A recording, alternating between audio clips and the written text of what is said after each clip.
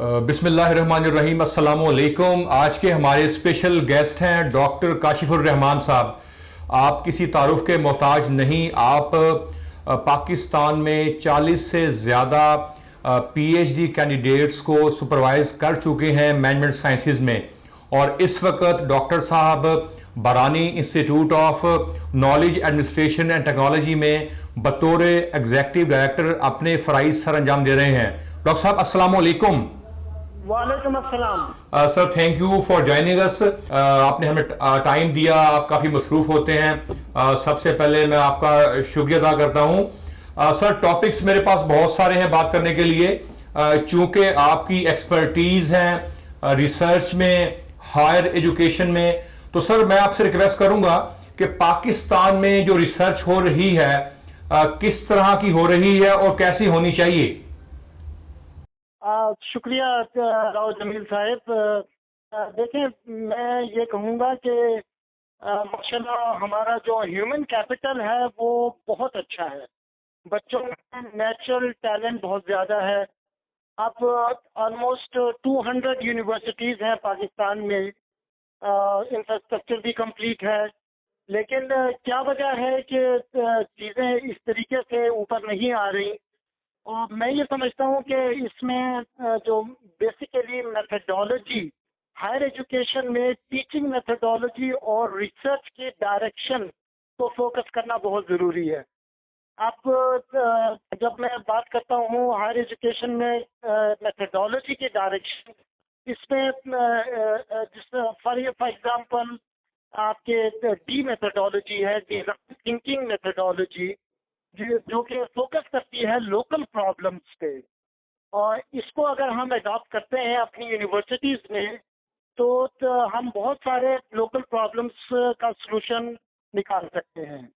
और मैं ये समझता हूँ कि पाकिस्तान में रिसर्च की डायरेक्शन अप्लाइड साइड पे ज़्यादा होनी चाहिए। जैसे कि एचईसी ने भी तकरीबन कोई 8-10 साल से वो भी ट्राई कर रहे हैं, और यूनिवर्सिटीज, तकरीबन सारी यूनिवर्सिटीज जो रिसर्च ओरिएंटेड है उनको कहा है कि आप अपने बच्चों को अप्लाइड साइड की तरफ रिसर्च करवाएं।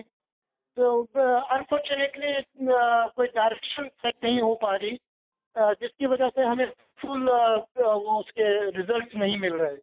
तो बच्चे अगर अप्लाइड साइड पे रिसर्च करेंगे और डिजाइन थिंकिंग बेस्ड रिसर्च करेंगे डीलिंग विद लोकल प्रॉब्लम्स, मैं ये समझता हूँ वो बहुत बेहतर होगा, जिससे हमारे सॉल्यूशंस, हमारे प्रॉब्लम्स के सॉल्यूशंस सामने आ जाएंगे। तो सर डॉक्टर साहब ये फरमाइएगा कि पाकिस्तान की जो पब्लिक और प्राइवेट सेक्टर यूनिवर्सिटीज़ हैं उनमें स्ट्रैटेजी क्या होनी चाहिए अप्लाइड रिसर्च करवाने के लिए। आई वांट टू से कि रिसर्च डायरेक्शन कैसी होनी चाहिए। जी, इसमें देखिए एक जो कनेक्टिविटी है एकेडेमिया की, एक लाइजोन डेवलप होता है इंडस्ट्री के साथ, इसका बहुत योगदान है हमारे मुल्क में।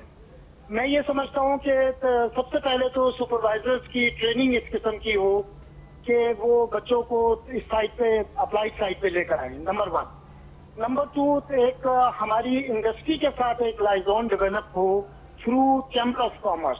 इस किस्म के एक मैकेनिज्म की बहुत जरूरत है, जिसमें कि वो वही रिसर्च करेंगे जो कि हमारी इंडस्ट्री की और हमारी सोसाइटी की नीड है। तो सबसे पहले तो हमें आइडेंटिफाई करने होंगे वो एरियाज जहां पर हम अपने बच्चों को अप्लाइड साइड पे रिसर्च करवाएंगे। अगर हम अपनी सिर्फ यूनिवर्सिटी में बैठकर कोई अप्लाइड साइड की चीजें ढूंढना शुरू कर दें और कनेक्टिविटी ना हो किसी इंडस्ट्री के साथ या सोसाइटी के साथ, तो फिर ये नामुमकिन सी चीज हो जाती है। तो सबसे पहले तो एक लाइजोन एक डेवलप हो इंडस्ट्री का और यूनिवर्सिटी का, और इसका एक मैकेनिज्म तैयार हो थ्रू चैम्बर ऑफ कॉमर्स, तो वो ज्यादा फ्रूटफुल रहेगा। अच्छा सर ये फरमाइएगा कि जिस तरह अभी आपने कहा कि सुपरवाइजर की ट्रेनिंग बहुत ज़रूरी है, तो सुपरवाइजर की ट्रेनिंग की किसकी रिस्पॉन्सिबिलिटी है? ये यूनिवर्सिटी खुद इसको प्लान आउट करे या एचएससी करवाए? इसमें जी दोनों बॉडीज एचईसी भी करवा सकती हैं, और यूनिवर्सिटी खुद भी अपने जो भी इनके सुपरवाइजर्स हैं उनकी एक ट्रेनिंग अरेंज करवा सकती हैं।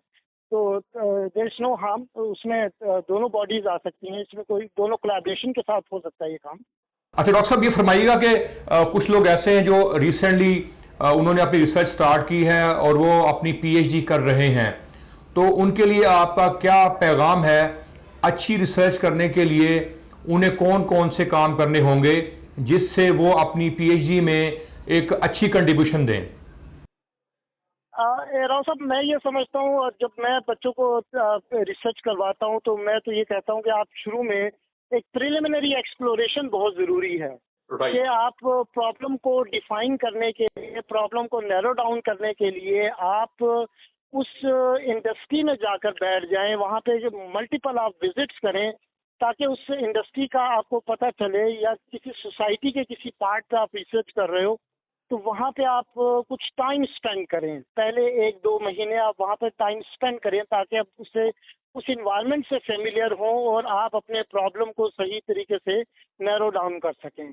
हमारे साथ सबसे बड़ी प्रॉब्लम ये हो रही है कि बच्चे अपनी यूनिवर्सिटी में बैठकर सुपरवाइजर के साथ कोई ना कोई प्रॉब्लम डिजाइन कर, और वो मैं समझता हूँ कि उसकी जो प्रैक्टिकेबिलिटी है वो इतनी नहीं होती।